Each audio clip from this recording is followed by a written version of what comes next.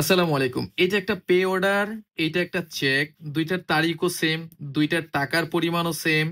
২ টার যে pay to মানে প্রাপক, ২ টার প্রাপকই একই ব্যক্তি এবং ২ টাই এমআইসিআর লাইন যুক্ত। দেখেন নিচে এমআইসিআর লাইন আছে, এটারও এমআইসিআর লাইন আছে।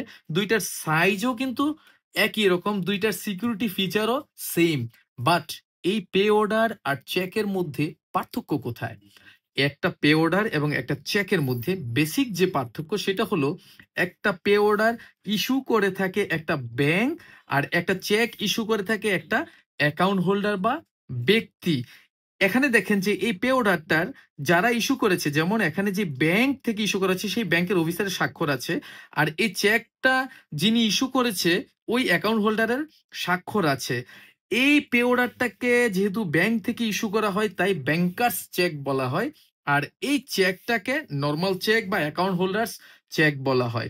এই পে অর্ডারের মাধ্যমে মোহাম্মদ মাসুদুর রহমান এই ১০০ টাকা যে পাবে এটা ফুললি গ্যারান্টেড। কারণ কি, এই পে অর্ডারটা মাসুদুর রহমানকে যিনি দিয়েছে তিনি ব্যাংকে প্রথমে এই ১০০ টাকা জমা দিয়েছে, ব্যাংক এই ১০০ টাকা তার কাছে জমা রেখেছে এবং এই কাগজটা ওনার হাতে দিয়ে দিয়েছে পে অর্ডারটা।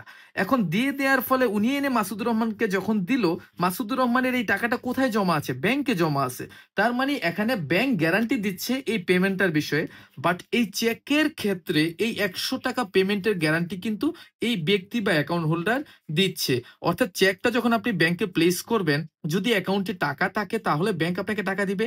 বাট পে অর্ডারের ক্ষেত্রে কিন্তু এই অনিশ্চয়তা নেই, কারণ অবশ্যই ব্যাংক আপনার টাকাটা আগেই নিয়ে তার কাছে সংরক্ষণ করতেছে। তাই পে অর্ডারকে বলা হয় ফুললি গ্যারান্টেড, বাট চেকের ক্ষেত্রে কিন্তু সেই ফুললি গ্যারান্টেড কথাটা বলা যাচ্ছে না। দর্শক, এই পে অর্ডারটা আপনার হস্তান্তরযোগ্য নয়, অর্থাৎ মোহাম্মদ মাসুদুর রহমান উনি এই পে অর্ডারের টাকাটা তার অ্যাকাউন্টের মাধ্যমে আপনার সংগ্রহ করে উত্তোলন করতে হবে। যেমন দেখেন এখানে উপরে বাম পাশে অ্যাকাউন্ট পেই লেখা এবং ক্রস করা আছে, মানে এটা ক্রস চেকের মতো। এবং এটা মাসুদুর রহমান চাইলে অন্য কাউকে দিতে পারবে না যিনি এটার মালিক হতে পারবে। বাট চেকের ক্ষেত্রে কিন্তু এই বিষয়টা ওপেন। মাসুদুর রহমান চাইলে, যেহেতু অর বিয়ারার কথাটা আছে, সে নিজে ব্যাংকে না গিয়ে অন্য কাউকে দিতে পারবে, বা সে কারো কাছ থেকে ১০০ টাকার মাল কিনে এই চেকটা দিতে পারবে। সে যদি রিসিভ করে এই চেকটার মালিক সে হয়ে যাবে।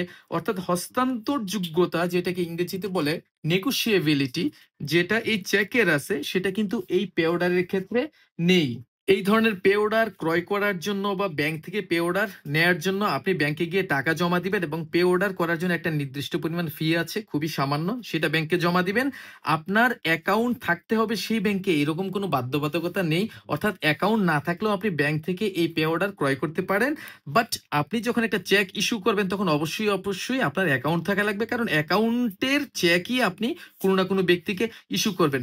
দর্শক, আপনাদেরকে বলতেছি, আপনারা যারা জায়গা জমি কেনাবেচা করেন বা অপরিচিত লোকের সাথে লেনদেন করেন, তারা যদি চেক গ্রহণ করেন তাহলে চেকের বিপরীতে অর্থ প্রাপ্তির গ্যারান্টি কিন্তু আপনাকে কেউ দিচ্ছে না তাৎক্ষণিক, কারণ চেকটা আপনার ফেল করতে পারে, ডিজোনার হইতে পারে। বাট আপনি যদি পে অর্ডার রিসিভ করেন এবং পে অর্ডারটা যদি জেনুইন হয়, তাহলে সেই পে অর্ডারের এগেইনস্টে আপনি অবশ্যই সেই অর্থ পাবেন, কারণ ব্যাংক আপনাকে এই অর্থ দেওয়ার জন্য গ্যারান্টি দিচ্ছে। তো আশা করি আপনারা একটা চেক এবং একটা পে অর্ডারের মধ্যে একেবারে বেসিক যে ডিফারেন্স সেটা সম্পর্কে বুঝতে পেরেছেন।